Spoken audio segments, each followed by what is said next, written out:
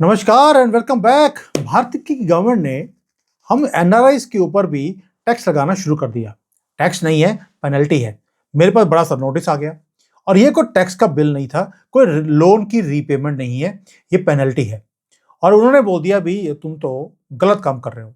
भी ना तो मैं हवाले में पैसे भेज रहा हूँ, ना ही मैंने कोई फ्रॉड किया है, ना ही मैंने टैक्सेस को बचाने की कोशिश करी है। मैंने इंडिया का इनकम टैक्स भी भरा, लेकिन उसके बाद भी मुझे नोटिस आ गया और मैं अकेला नहीं हूं। मुझे पता लगा कि तीन चार चीजें और हैं जिसके ऊपर गवर्नमेंट ऑफ इंडिया हम लोगों को छोड़ती नहीं है। मतलब कि देश छोड़ के चले गए, लेकिन देश हमें नहीं छोड़ रहा। और हो क्या रहा है, हम लोग कुछ ऐसी चीजें हैं जो मुझे हैरानी होती है कि गवर्नमेंट ऑफ इंडिया ने चीजों को क्लियर किया भी नहीं है, बस नोटिस पे नोटिस आते जा रहे हैं। अब मेरे से गलती क्या होगी? मैंने अपने बैंक अकाउंट, मेरा तो पिछले 30-40 साल से मेरा अकाउंट खुला हुआ है, लेकिन मैंने उसका स्टेटस को चेंज नहीं किया। उसका एक प्राइस है जो मुझे पे करनी पड़ रही है। And most NRIs they do not understand कि यार गवर्नमेंट ऑफ इंडिया के जो रूल्स हैं या तो लिखे नहीं हुए या किसी को पता नहीं है। बस गवर्नमेंट ने आपको तीन चार तरीके हैं जिससे आपको पकड़ा हुआ है और पेनल्टी लगाई है 300% की। 300%, 31 लाख रुपए का बिल मुझे थमा दिया। मैं कि एनआरआई बनना भी एक नुकसान का काम हो गया है। And we are vulnerable to taxes even more. अगर आप एनआरआई हैं और ओसीआई कार्ड है आपके पास, तो प्लीज लाइटली मत लेना। मैं अपना एक्सपीरियंस आपके साथ शेयर कर रहा हूं। अगर आप बाहर रहते हैं तो आपके लिए एक माइंड फील्ड बिल्कुल ऐसे है कि जहां पे पैर रखेंगे वहां पर एक बॉम्ब ब्लास्ट हो सकता है। और ये आप चल रहे हैं आंखें बंद करके कि मुझे कोई हाथ लगा नहीं सकता। रूल्स जो हैं, जो गवर्न करते हैं आपके पैसे को, वो चेंज हो जाते हैं जैसे ही आपका एनआरआई का स्टेटस हो गया। और ये चीजें आपको कोई बताएगा नहीं। ना बैंक आपको मना करता है, वो आपका नॉर्मल अकाउंट भी खोला हुआ है, आपका एनआरआई अकाउंट भी खोला हुआ है, जबकि दोनों गलत हैं। लेकिन बैंक आपको बताएगा नहीं, ना सिस्टम आपको अलर्ट करता है। हर चीज परफेक्टली चलती है, मेरी भी चलती रही अनटिल द डे नोटिस केम। मैं हक्का बक्का रह गया यार, नोटिस ये किस बात का? और नोटिस भी आता कहां से है? ईडी से। फाइन आपके ऊपर कर दिया गया, जबकि आप टैक्स पेयर हैं तो भी। और बोला क्या है? आपने टेक्निकल वायलेशंस करी हैं। जो ईडी है या फैमा है, वो केयर नहीं करता कि आपकी इंटेंशन सही थी या गलत थी। उन्होंने बोला आपने रूल ब्रेक किया है इस देश का, आपको भुगतान करना पड़ेगा। 300% की पेनल्टी आपको देनी पड़ेगी आपके पैसे के ऊपर, जिसके ऊपर अगर आप सपोजिंग अमेरिका में रहते हैं, मैं चाइना में रहता हूं, मैं यहां पे टैक्स भरता हूं, उसके बाद मैं पैसा इंडिया में भेजता हूं, उसके ऊपर 300% का टैक्स है। 300%। आज मैं बताऊंगा आपको कि भारत की गवर्नमेंट समझती है कि जो एनआरआईज है ना, इनको लूटा जाए यार। ये बड़े स्मार्ट बनते हैं, इनको बताएंगे कि स्मार्ट तुम नहीं हम हैं। और थोड़ा डीपली बताऊंगा कि हुआ क्या है। कोई सरफेस लेवल की बात नहीं है, ये वो चीजें हैं जब मुझे बाकी लोगों से मैंने बात करी तो मेरे पास तीन चार चीजें आई जहां पर एनआरआईज को ट्रैप किया जाता है। पहला ट्रैप है सेविंग अकाउंट का। अब सोच के देखिए, मैंने भी ये गलती करी जो आप भी करते होंगे, कि जो आपका एक सेविंग अकाउंट है, आप जाते हैं बैंक में, आपने अपना आधार कार्ड दिखाया, कुछ भी दिखाया, आपने एक सेविंग अकाउंट खोल दिया। अब सिनेरियो क्या है? आप चले गए उसके बाद यूके, यूएसए, चाइना, दुबई, कहीं भी चले गए, लेकिन आपका जो पुराना इंडियन सेविंग अकाउंट है वो वैसा का वैसा ही रहा। उसको आपने क्यों? आपको लगता है यार मैंने स्टॉक मार्केट में इन्वेस्टमेंट किया हुआ है, लाइफ इंश्योरेंस है, मेरा जो टेनेंट है जिसको मैंने अपना घर किराए पे दे दिया, उसका किराया मेरे पास आता है, तो मेरे अकाउंट में आता रहेगा और जो मेरी इनकम आएगी मैं उसके ऊपर टैक्स भर दूंगा। आपको लगेगा बड़ा हार्मलेस है, ये तो लीगल वे है। लेकिन फैमा के रूल है एक, जो मुझे अब पता लगा जाकर, कि जैसे ही आप इंडिया से बाहर चले गए, आप बन गए एनआरआई। अगर आप 6 महीने से ज्यादा बाहर रहते तो अब आपका जो स्टेटस है, इकोनॉमिक जो है, वो भी डिफरेंट हो जाएगा। आप उसके बाद रेजिडेंट अकाउंट, जो नॉर्मल सेविंग अकाउंट है भारत के अंदर, वो आप होल्ड कर ही नहीं सकते। उसे आपको immediately NRO, non resident ordinary account में चेंज करना पड़ेगा और उसका टैक्स स्ट्रक्चर भी डिफरेंट है। एक पैसे की भी आपको रियायत नहीं है, जैसे बाकियों को मिलती है 10-12 लाख रुपए की, आपको जीरो है। जो मैथ है वो आपको डिस्ट्रॉय कर देगी। सपोजिंग आपने 20 लाख रुपए एक साल में ट्रांसफर किए अपने उस अकाउंट में, अपने पेरेंट्स को आप पैसे भेजते हैं हर महीने, आपने 20 लाख रुपए साल के कर दिए। अब 10 साल आप ट्रांसफर करते रहे 20-20 लाख रुपए। अब 10 लाख करने के बाद मतलब कि 2 करोड़ रुपए हो गया आपके 10 सालों में।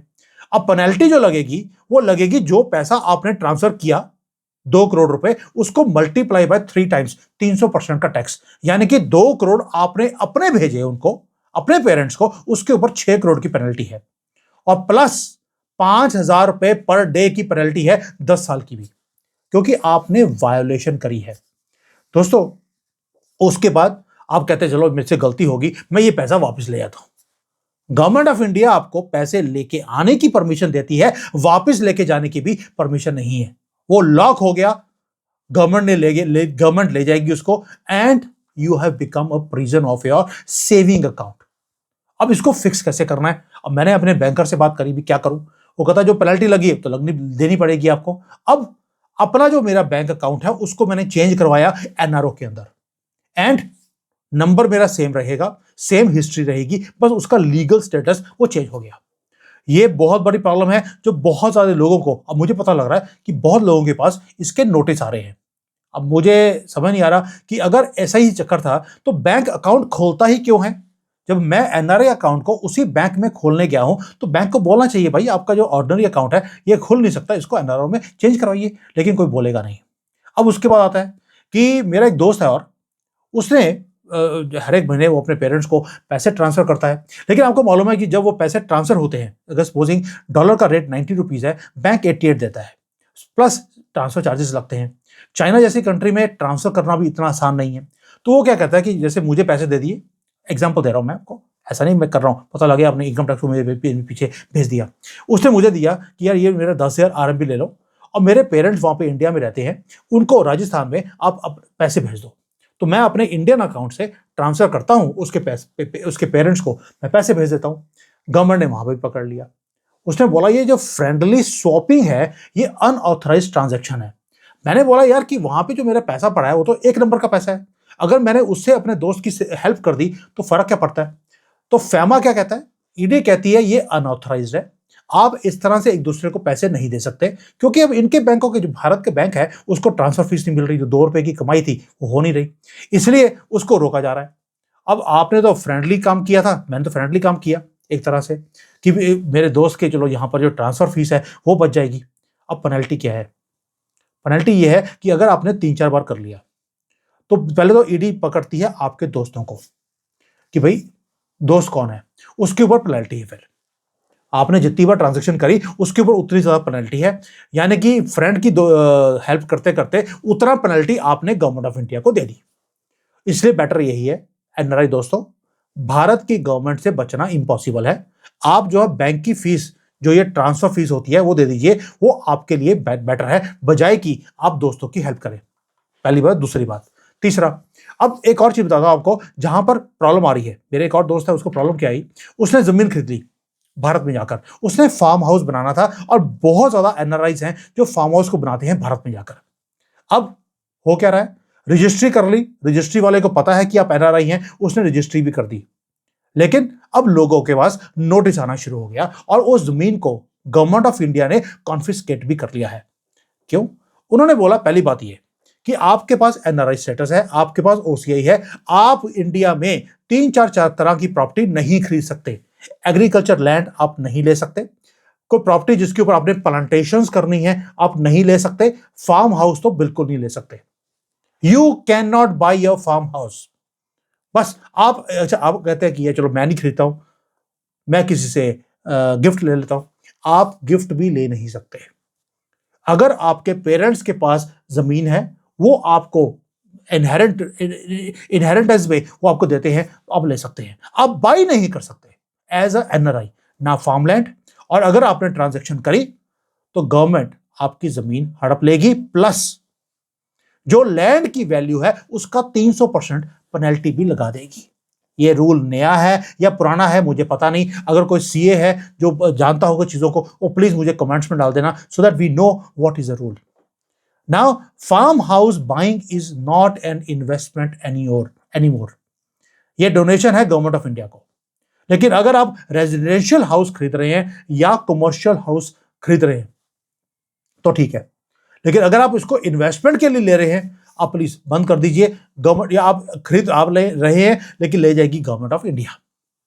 ये हो रहा है एनआरआईज के साथ, कि आप देश को छोड़ के गए क्यों, और गए तो पैसे भेजे क्यों, और भेजे तो आपने अपना स्टेटस डबल रखा हुआ है, ये नहीं चल सकता। अब इसके बाद एक और था, एक दो चीजें और हैं जो लोगों को दुखी कर रही हैं कि आपने अपना अकाउंट बनाया। जैसे मेरा एक डॉलर अकाउंट है इंडिया के अंदर, मैंने डॉलर का अकाउंट खोल दिया, उसमें मेरे डॉलर आते हैं, डॉलर में ही मेरी एफडीआर है। सपोजिंग इसके बाद मैं घर वापस आया था, मैं चाइना छोड़कर मैं चला गया भारत में, और मैंने वो एफसीआर का अकाउंट को मैंने बंद नहीं करवाया। दैट्स इट, हो गया पंगा, डॉलर भी गए, उसके ऊपर पेनल्टी भी लग जाएगी, और गवर्नमेंट छोड़ने वाली नहीं है कि आपने अपने स्टेटस को इमीडिएटली आकर चेंज नहीं करवाया। आप ये नहीं कर सकते कि आपने एक चीज रखी हुई थी, वो चलती जा रही है, 15 साल हो गए, आप कहते ठीक है यार, क्या कौन सा किसी को फर्क पड़ने वाला है, 10-20 हजार अगर डॉलर पड़े भी हैं, गवर्नमेंट ऑफ इंडिया को क्या पड़ी है, गवर्नमेंट ऑफ इंडिया को एक एक डॉलर की पड़ी है, वो आपको छोड़ने वाले नहीं है, वो सारा पैसा भी ले जाएंगे, पेनल्टी ऊपर से लगा देंगे, आपका घर भी बिक जाएगा, वो घर जो आप खरीद नहीं सकते थे।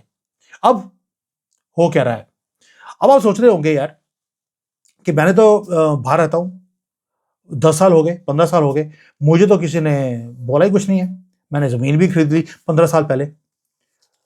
गवर्नमेंट ऑफ इंडिया है, अब इन्होंने सारा कुछ एआई के ऊपर डाल दिया, एक एक बंदे को ये ट्रैक कर रहे हैं, और स्केरियस्ट फैक्ट ये है कि अब आपको छोड़ा नहीं जाएगा।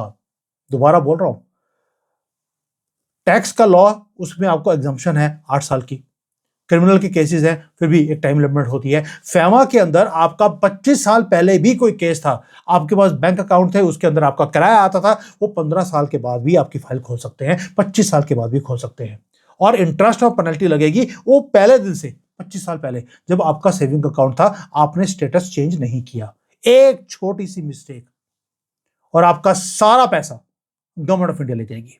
उसके ऊपर कंपाउंडिंग इंटरेस्ट भी है, पेनल्टी भी डे वन से है, और पेनल्टी के साथ साथ इंटरेस्ट भी लगना है कि आपने इतना पुराना जो गलती है वो आप कैरी फॉरवर्ड करते रहे।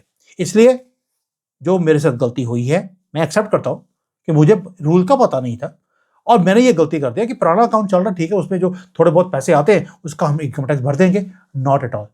अब आपको करना क्या है, पहली बात यह पैनिक मत करना, ये मैंने पैनिक करने के लिए वीडियो नहीं बनाया, ना ही गवर्नमेंट ऑफ इंडिया को तंज कसने के लिए बनाया है। बस एक ही काम है कि जो प्रोसेस है वो क्लियर नहीं है किसी को भी, ना ही बैंकों को। बैंक को खोलना ही नहीं चाहिए अकाउंट कि नहीं यार पहले पुराने अकाउंट को बंद करो उसके बाद मैं आपका एनआरआई का अकाउंट खोलूंगा, वो नहीं बताते। और इतने सालों के बाद अब नोटिस आ रहे हैं जहां पर लंबे लंबे नोटिस हैं, उसका भुगतान करना भी इम्पॉसिबल है। लेकिन मुझे जो गवर्नमेंट के लोगों ने बोला कि अगर आपको पता लग गया कि आपने गलती करी है, आप आरबीआई को जाके इन्फॉर्म कीजिए कि लुक मुझे रूल पता नहीं था, मेरे से मिस्टेक हो गई, मैं इसका भुगतान करना चाहता हूं। तो आरबीआई बहुत लीनियंट है, दिस दे हैव टोल्ड। मेरे पास तो नोटिस आ गया, मेरे पास तो कोई चारा ही नहीं है, मुझे भरना पड़ेगा। लेकिन अगर आप जाकर खुद बताते हैं कि मेरे से गलती होगी तो वो आपको केस सेटल कर देगी इमीडिएटली। अगर आज आपको 300% की पेनल्टी है, वो 10-20% पे ऊपर आपको छोड़ देंगे। There penalty is very very less. अगर पकड़े गए तो सब कुछ उड़ गया, लेकिन अगर आप खुद जाकर वॉलंटरली उनको बोलते हैं कि भाई मेरे से गलती होगी तो पेनल्टी बड़ी कम है। तो इसलिए उनकी वेट मत करना कि वो आएंगे, इसलिए मैं आपके लिए एक वीडियो बना रहा हूं ताकि आपको पता लगे कि करना क्या है। और दूसरा, अपने जितने भी बैंक अकाउंट्स हैं उसको जाकर रिव्यू कीजिए, अपने प्रॉपर्टी की डीड्स हैं उसको रिव्यू कर लीजिए कि आपने क्या खरीदा है, क्योंकि ये काज अब आपके ऊपर आने वाली है, ये गारंटेड है। अगर आपने कोई पैसे को ट्रांसफर किया है अपने दोस्तों को, किसी से कोई जो भी करके, अब आप ये नहीं बोल सकते मुझे पता नहीं था, ये आपका डिफेंस नहीं है, क्योंकि फैमा के अंडर जो ईडी है वो इग्नोरेंस का मतलब है आप बैंकरप्ट होने वाले हैं, आपकी प्रॉपर्टी आपके हाथ से जाएगी, आपका बैंक अकाउंट खाली होने वाला है, एंड नोटिस इतने बड़े बड़े आएंगे जिसको आप फिक्स नहीं कर सकते। इससे पहले कि वो आपको परमानेंटली फिक्स कर दें, आप खुद जाकर इसको चीजों को फिक्स कर लीजिए, एंड आज कर लेंगे उतने ज्यादा पैसे बचेंगे। नहीं नहीं करोगे तो ये गवर्नमेंट ऑफ इंडिया है अभी, I don't know why they are doing it now, पहले कभी किया नहीं और अभी किसी को छोड़ नहीं रहे। And being NRI is costly business. हमें पता है कि हम कैसे अपनी कंट्रीज को छोड़ के, अपने देश को, अपनी मिट्टी को छोड़ के बाहर गए हैं, लेकिन वहां जाकर मेहनत करते हैं। आप में से कई लोग होंगे जो USA UK Canada Dubai China कहीं ना कहीं आप रह रहे होंगे। आपके लिए रास्ता जो है वो आसान तभी बनेगा अगर आप अपनी फाइनेंशियल लाइफ को वैसे बनाएंगे जैसे गवर्नमेंट के रूल्स हैं। रूल्स जानना जरूरी है, वरना नुकसान मेरे से पूछिए कैसे होता है। Thank you. जय हिंद। वंदे मातरम।